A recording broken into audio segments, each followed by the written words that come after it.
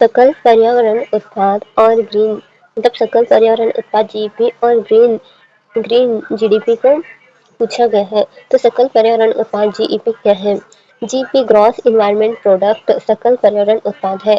यह मापता है कि प्राकृतिक संसाधन यानी कि जो प्रकृति का जो संसाधन है वो कौन माप रहा है? जीईपी ग्रॉस इन्वायरमेंट प्रोडक्ट सकल पर्यावरण उत्पाद। ठीक है, तो इसमें क्या होता है? प्राकृतिक जो संसाधन है वो और पारिस्थितिक तंत्र यानी कि जो इकोसिस्टम है वो, प्रकृति का जो संसाधन है वो और पारिस्थितिक तंत्र है वो हमें कितनी आर्थिक और सामाजिक उपयोगिता मिल रही है, यानी कि जो प्राकृतिक संसाधन है वो और पारिस्थितिक तंत्र से हमें कितना आर्थिक रूप से सामाजिक रूप से उपयोग हमें मिल रही है, हमें मतलब मानवों को मिल रही है।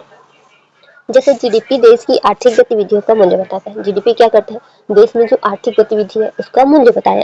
वैसे ही जीईपी बताता है कि प्रकृति हमें कितनी सेवाएं दे रही है, प्रकृति हमें कितनी सेवाएं दे रही है, हम उसका कितना उपयोग कर रहे हैं, ये कौन बताता है? प्रकृति बताता है।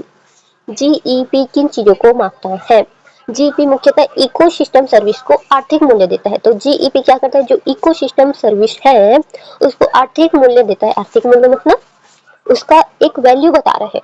इकोसिस्टम की जो सर्विस है उसका वैल्यू, उसका मूल्य बता रहा है। हम क्या है? हमें उसका कोई मूल्य नहीं होता, हम सीधा यूज करते जाते हैं, उपयोग कर रहे हैं, उसका उपयोग कर रहे हैं, हमें उसका वैल्यू नहीं पता। लेकिन इकोसिस्टम सर्विस जीपी क्या करता है? उसका मूल्य बता रहा है हमें। तो ये 4 प्रकार से उसका मूल्य बताता है। प्रोविजनिंग सर्विस यानी कि जो उत्पादक सेवा है, उत्पादक मतलब जो खुद से उत्पन्न हुई सेवा होती है। खुद से उत्पन्न मतलब जैसे कि सूर्य के प्रकाश से खुद वो उत्पन्न हो जाती है ना, जैसे पेड़ हो गया, सूर्य प्रकाश से संश्लेषण लेके खुद उत्पन्न हो रहे हैं, तो वो उत्पादक सेवा है।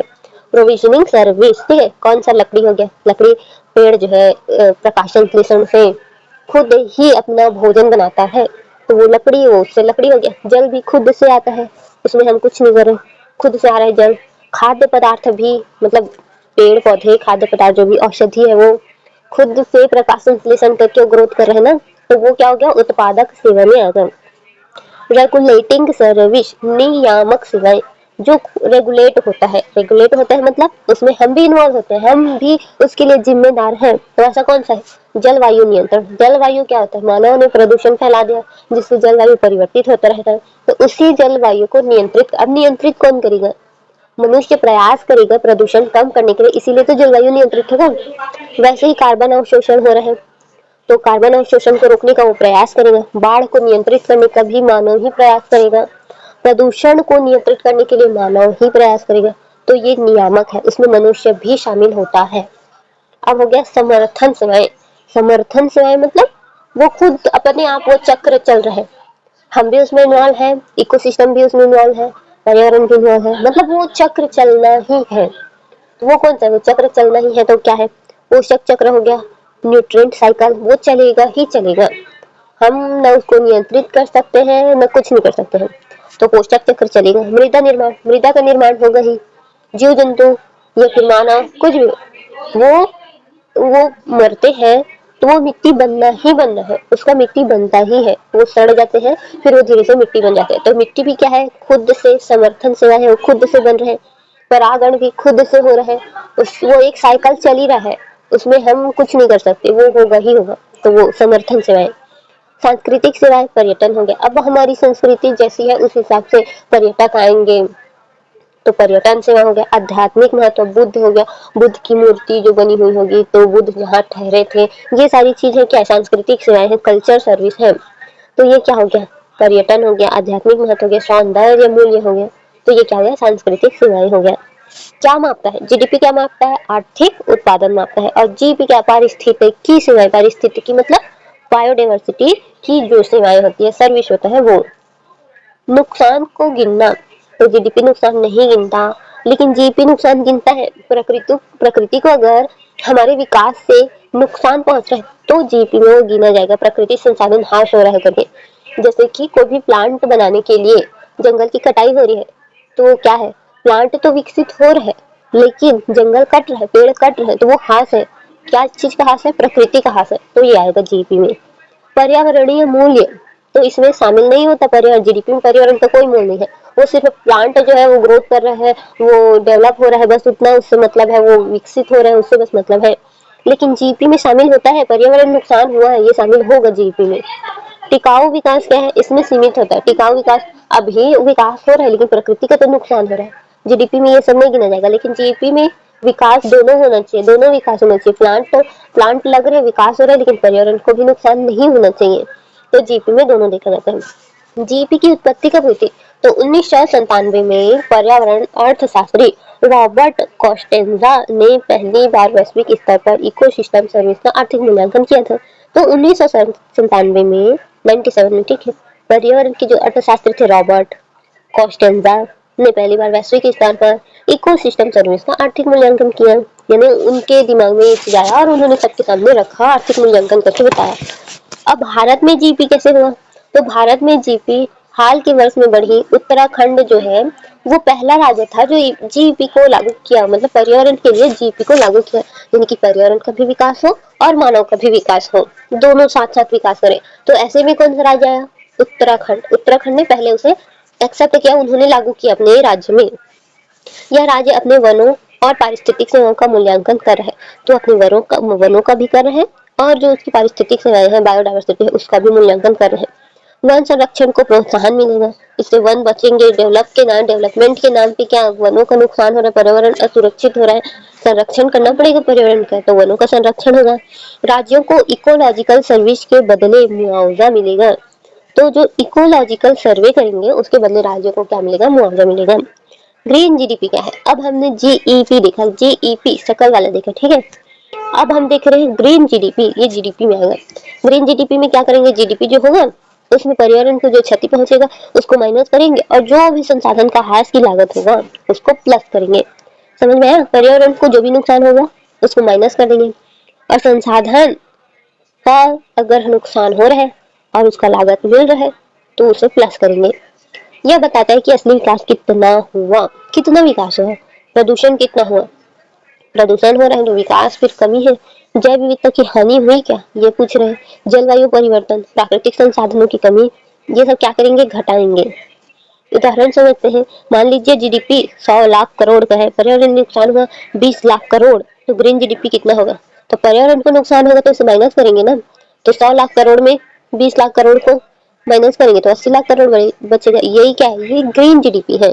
मतलब असली सतत विकास 80 लाख करोड़ ही हुआ है, क्योंकि 20 लाख करोड़ जो है वो पर्यावरण को नुकसान पहुंचा है। तो अंतरराष्ट्रीय संदर्भ में क्या है, यूनाइटेड नेशन ने SEEA system of environment economic accounting framework विकसित किया। क्या बताए हैं, यूनाइटेड नेशन ने SEEA system of environmental economic accounting framework विकसित किया है, ठीक है। यूनाइटेड नेशन ने सिया, अब सिया ज्यादा याद रखना पड़ेगा। फुल फॉर्म पूछेगा तो सिस्टम, एस से सिस्टम हो गया, ई से इन्वायरमेंट हो गया और फिर से ई आ गया तो इकोनॉमिक्स हो गया, फिर ए हो गया तो अकाउंटिंग हो गया। सिस्टम मतलब जो सिस्टम होता है, इन्वायरमेंट मतलब पर्यावरण, इकोनॉमिक्स यानी अर्थव्यवस्था, इकोनॉमी, फिर अकाउंटिंग करेंगे, उसका लेखा जोखा करेंगे।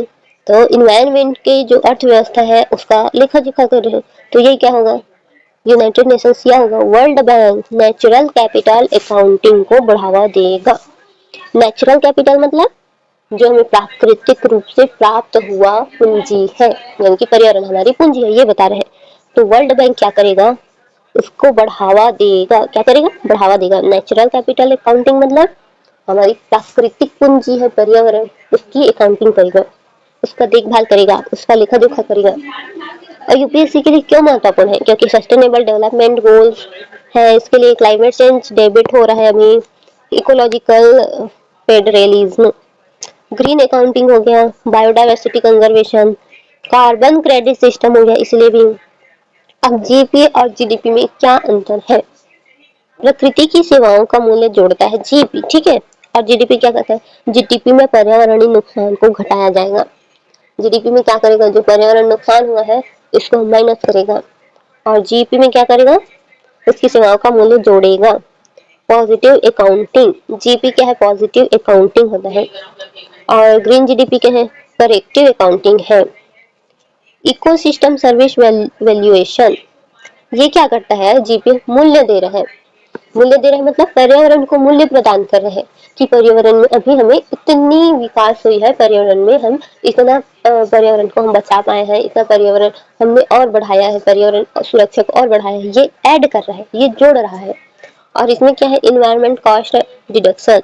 इन्वायरमेंट को अगर नुकसान होगा तो वो ग्रीन जीडीपी होगा, नुकसान को गिनेगा। ये क्या करेगा, ग्रीन जीडीपी नुकसान को गिनेगा, और जीडीपी नुकसान नहीं होने देगा, वो क्या करेगा, बढ़ाएगा, पर्यावरण को सुरक्षित करेगा।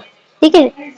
एग्जाम ट्रैप पॉइंट क्या है, जीडीपी बढ़ सकता है लेकिन ग्रीन जीडीपी घट सकता है। जीडीपी में ग्रीन जीडीपी मतलब पर्यावरण को नुकसान होगा, उसे माइनस करेंगे। जीपी हरित जीडीपी नहीं है, जीपी क्या है, ग्रीन जीडीपी नहीं है। जीईपी इकोसिस्टम सर्विस आधारित है, यानी कि पर्यावरण हमें क्या क्या सेवाएं प्रदान कर रहा है, हम उसका कितना उपयोग कर रहे हैं, ये क्या है, जीईपी है। और ग्रीन जीडीपी क्या है, इकोनॉमिक करेक्शन मॉडल, अगर कोई विकास हो रहा है उससे पर्यावरण को कितना नुकसान हो रहा है ये बताता है। समझ आ गया ग्रीन जीडीपी और जीपी। लाइन में निष्कर्ष, जीईपी प्राकृतिक संसाधनों और पारिस्थितिक तंत्र द्वारा प्रदान गई सेवाओं का आर्थिक मूल्यांकन है। समझ नहीं आया होगा, प्रकृति मतलब जो नेचर है, वो नेचर के द्वारा हमें जो जो संसाधन प्राप्त है, जल हो गया, वायु हो गया, स्वच्छ वायु हो गया, और फसल हो गया, पेड़ पौधे हो गए जो हमारे कार्बन को ऑब्जर्व करते हैं, वो सब हो गया। पारिस्थितिक तंत्र, वहाँ की जो बायोडाइवर्सिटी है वो, तो उन सब के द्वारा जो भी हमें सेवा प्राप्त हो रहा है, जो भी सर्विस दे रहे हैं हम, जितना भी उसका यूज कर रहे हैं, उसका आर्थिक मूल्यांकन कितना है, बहुत मूल्यांकन है उसका, आर्थिक मूल्यांकन बहुत होता है। तो बता रहे हैं यह जीडीपी के समांतर पर्यावरणीय विकास का संकेत करते हैं। तो ये क्या करता है, जीडीपी के बराबर ही पर्यावरण का विकास का संकेत है। क्या है, पर्यावरण का जो विकास होता है, मतलब जीडीपी के समांतर पर्यावरणीय विकास का संकेत कर रहे हैं। जीडीपी है, जीडीपी में आर्थिक संकेत कर रहे हैं, हम आर्थिक रूप से कितना हमें प्राप्त हो रहा है ये बता रहे हैं। जीडीपी के जैसे ही ग्रीन जीडीपी क्या करता है, पर्यावरण के बारे में जीडीपी होता है, उसकी उसकी आर्थिक कितना घट रहा है कितना बढ़ रहा है ये बता रहे हैं, संकेत कर रहे हैं। जबकि ग्रीन जीडीपी पारंपरिक जीडीपी से पर्यावरणीय क्षति को घटाकर वास्तविक सतत विकास को दर्शाता है। ये वास्तविक है, क्योंकि पर्यावरण को नुकसान करके सिर्फ मानव विकास करे तो मानव विकास भी नहीं कर रहे, वो अपने संसाधन ही घटा रहे हैं। वायु प्रदूषित हो रहा है, पेड़ पौधे कट रहे, तो फिर विकास किस चीज का, वो रियल में विकास नहीं है। तो ग्रीन जीडीपी क्या है, रियल में विकास हो रहा है, सतत विकास।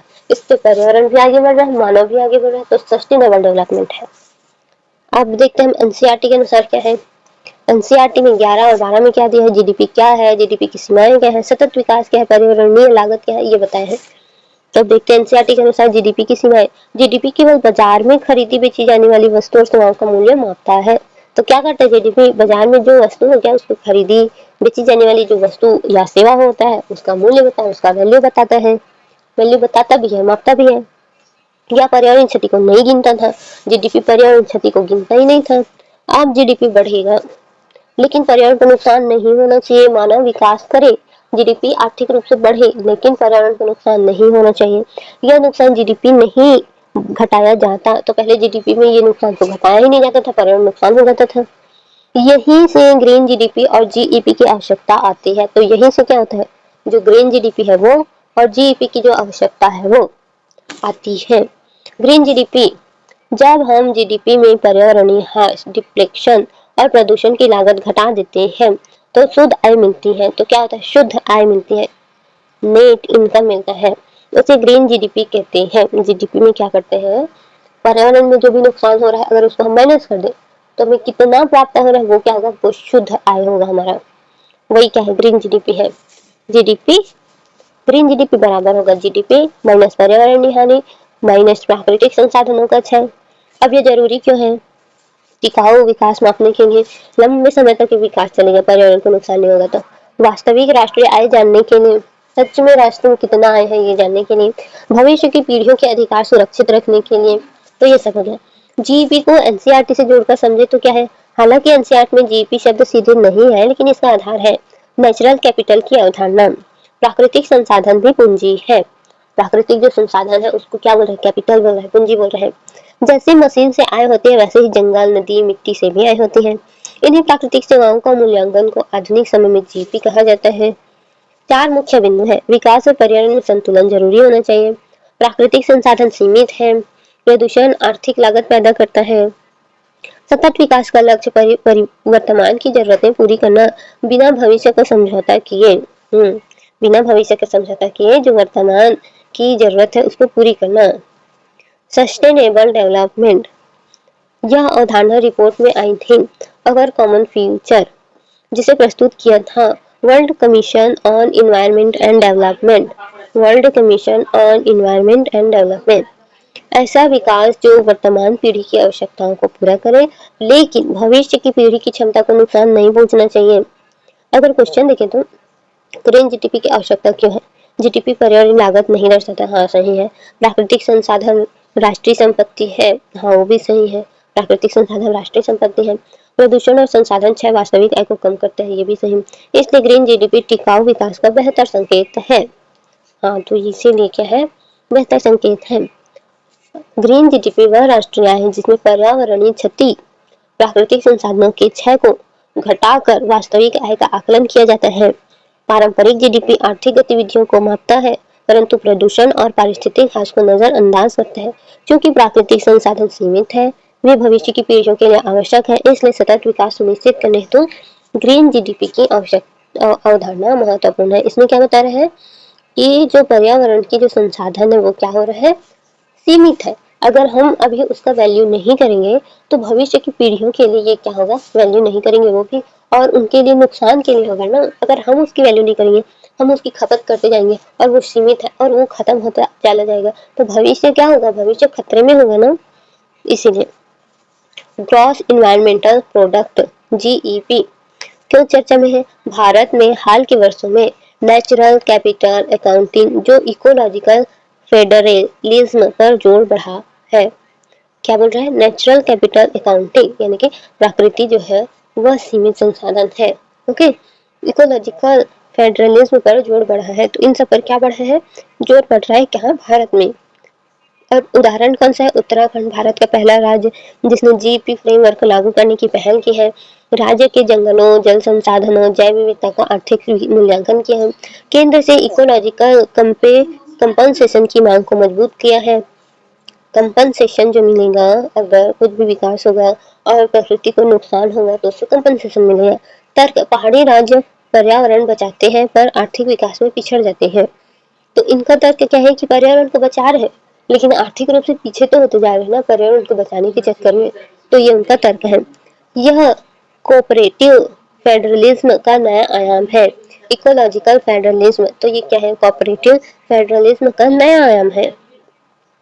इंटरनेशनल लेवल पर क्या हो रहा है, natural capital accounting, United Nation ने SEEA system of environment economic accounting framework विकसित किया। देशों को जीडीपी के साथ पर्यावरणीय लेखांकन जोड़ने की सलाह, पर्यावरणीय लेखांकन को जोड़ने की सलाह है। क्लाइमेट चेंज कमिटमेंट्स, यूएनएफसीसीसी के तहत net zero commitment carbon sink का आर्थिक मूल्यांकन जरूरी हो गया। तो जो कार्बन सिंक्स है उसका आर्थिक मूल्यांकन जरूरी हो गया। Biodiversity focus, conservation on biological diversity के तहत ग्लोबल बायोडाइवर्सिटी फ्रेमवर्क, तो global biodiversity framework ecosystem service को आर्थिक रूप से मापने पर जोर, तो इसमें क्या हो गया, इकोसिस्टम सर्विस जो है उसको आर्थिक रूप से मापा जाता है।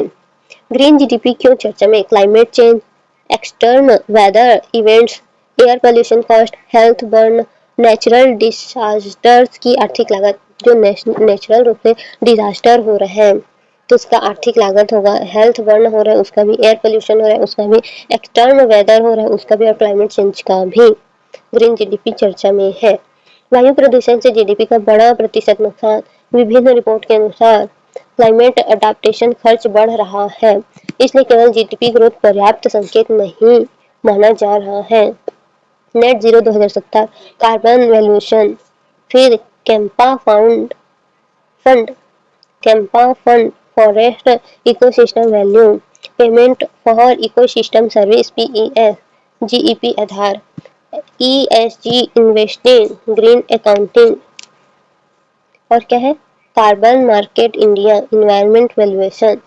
मेंस में आंसर लिखा जाएगा पर्यावरण संरक्षण करने वाले राज्यों को वित्तीय प्रोत्साहन, नेचुरल कैपिटल जंगल हो गया, नदी भूमि और पूंजी, ये सब क्या है, हमारी पूंजी है, जंगल नदी भूमि जो है हमारी पूंजी है। ग्रीन रिकवरी, कोविड के बाद हरित विकास रणनीति, करंट अफेयर में जलवायु परिवर्तन और जैव विविधता संकट के दौरान में केवल जीडीपी आधारित विकास अधूरा है। जीपी और ग्रीन जीडीपी प्राकृतिक संसाधनों का वास्तविक आर्थिक मूल्य को माने जाते हैं। ये सतत विकास और पर्यावरणीय न्याय की दिशा में महत्वपूर्ण कदम है। 2024-25 में इस 2024-25 में भी इसके बारे में बहुत कुछ बताया गया है। फिर क्वेश्चन 2016 सस्टेनेबल डेवलपमेंट की अवधारणा सर्वप्रथम किस रिपोर्ट में प्रस्तुत की गई थी? तो सस्टेनेबल डेवलपमेंट की अवधारणा जो है limit to growth our common feature human development report earth summit. तो डी होगा earth summit report. Our common feature में भी हो सकता है our common feature future B होगा पहला का। 2018 इकोसिस्टम सर्वे तो pollination of crops, maintenance of soil fertility, climate regulation। तो इको सर्विस में होगा एक और तीन होगा सी।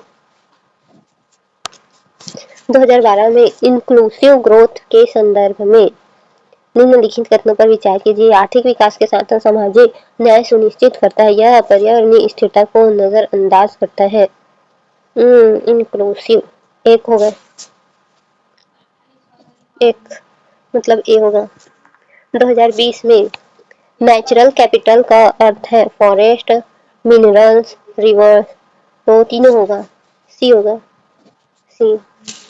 2019 में system of environment economic accounting C केवल जलवायु परिवर्तन से नहीं, पर्यावरणीय संसाधन का आर्थिक लेखांकन। तो बी होगा, बी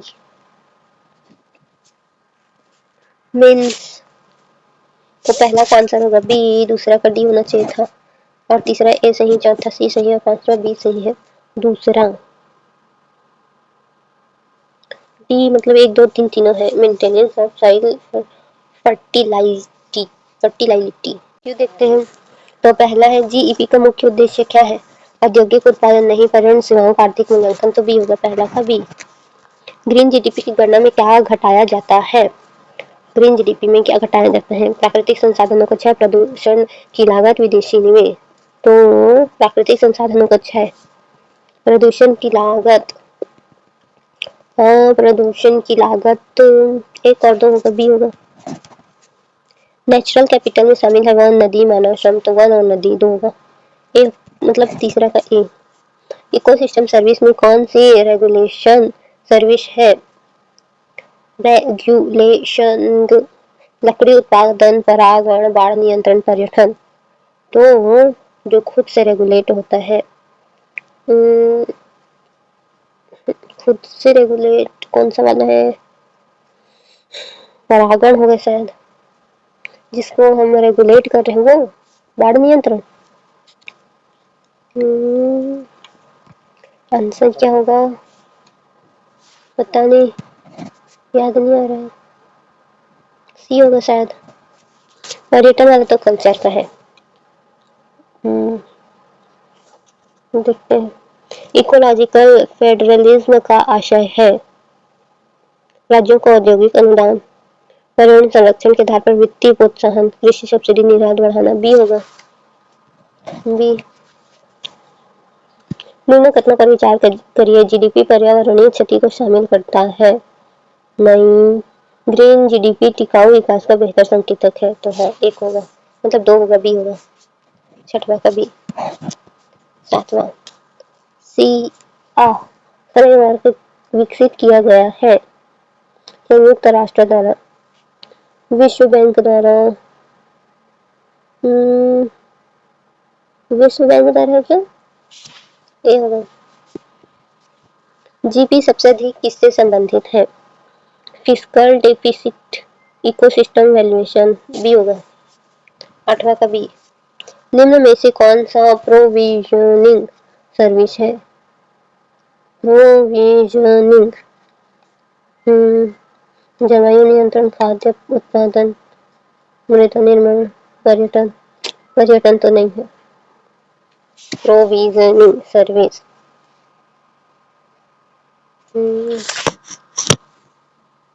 बी होगा या फिर ए होगा, सी होगा, बी या सी होगा?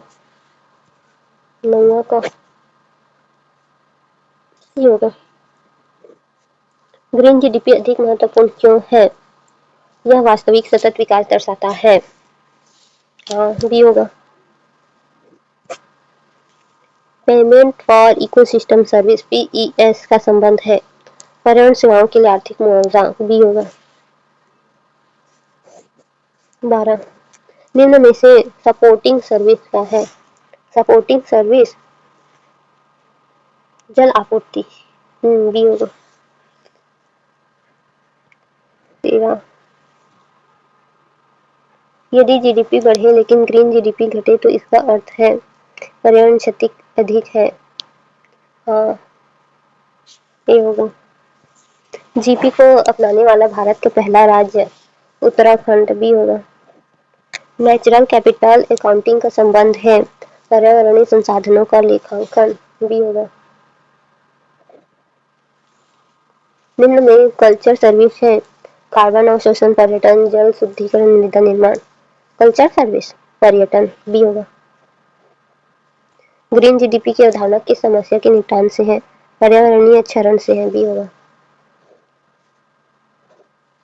नेट जीरो का लक्ष्य संबंध है कार्बन उत्सर्जन संतुलन, व्यापार संतुलन। बी होगा। बायोडायवर्सिटी हानि को जीडीपी में शामिल करने का प्रयास किस अवधारणा से जुड़ा है? बायोडायवर्सिटी की हानि को जीडीपी में शामिल करने का प्रयास ग्रीन अकाउंटिंग। बी होगा। जीईपी और ग्रीन जीडीपी में मूल अंतर दोनों समान है। जीपी मूल्य जोड़ता है और ये लागत घटाता है। बी होगा। चेक करते हैं। पहला का आंसर बी सही, दूसरा का बी सही, तीसरा ए सही, चौथा सी सही, पांचवा बी सही, छठवा बी सही, सातवां का ए होगा, सातवां का सी ए डाले हम, सी देखना होगा सातवां, फिर आठवां बी सही है, नौवां सी सही, 10वां बी सही, 11वां बी सही है, 12वां का सी होना चाहिए था। 12वां देखना पड़ेगा और इसमें सातवां, फिर 13 का ए सही है, 14 भी सही है, 15 भी सही है, 16 भी सही है, 17, 18, 19, 20 सब सही है इसमें से। तो कौन सा देखेंगे हम? 17 देखेंगे और 7 देखेंगे, नहीं 12 देखेंगे और 7 देखेंगे। निम्न में से सपोर्टिंग सर्विस है तो सी है पोषक चक्र। अच्छा, और 7वां सिया फ्रेमवर्क विकसित किया गया है तो ए से विश्व बैंक द्वारा। नहीं, विश्व बैंक नहीं आएगा, संयुक्त राष्ट्र द्वारा।